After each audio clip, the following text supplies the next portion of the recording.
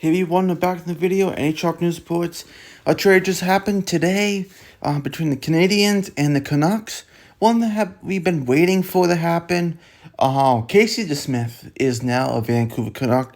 Ever since the Erik Karlsson deal went down, that blockbuster deal, that three-way deal, between what the Penguins got and what the not the Senators, I'm sorry, the Sharks got. The Canadiens got Jeff Petrie basically and DeSmith and Luke Gill, and like a second round pick or something like that. So Petrie's going to Detroit, right? That's done. And we've been waiting on DeSmith. 3 goalies against start the season. How's everything going to work out?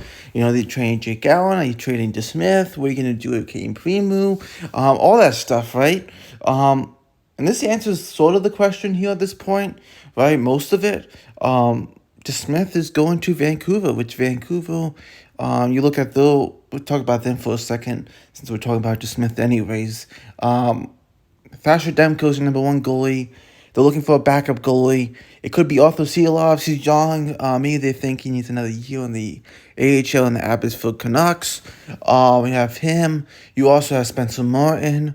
I don't know if they have Colin Delia anymore. I can't remember if they do or not. But I think DeSmith is interesting. If the top goalie goes down, we know from history DeSmith can come in and play some games. That's not a problem. His numbers don't look the best like last year, but he's a guy who can jump in if your goalie gets injured too and play some games for them too. So that's good to see. Obviously, this helped the Canucks get out of the cap troubles too. Starting the season, if they did not make this trade, they would be over the cap starting the season, which you can't do. So, let's get into the Habs now at this point. So the Habs get Tanner Pearson from the Canucks, $3.25 million, and they get a third-round pick of Vancouver at 2025. So they're adding, draft picks, and they're adding another guy who maybe they can trade for another draft pick at the deadline in Tanner Pearson.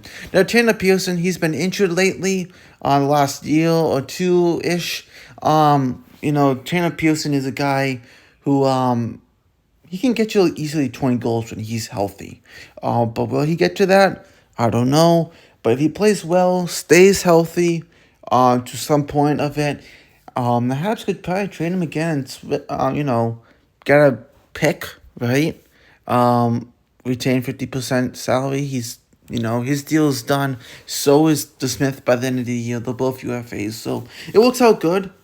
But obviously the Canucks now get some cap relief, and because the Canadiens help the Canucks get cap relief, there's always, gotta pay up, so the Canucks give up a third-round pick, which is a great pick for Montreal. They have some, the stockpile and still the picks, which is great to see. And they get a great move, like I said. They can get another pick again from Tanner Pearson if things work out good. So there you go. Montreal, Vancouver made a trade.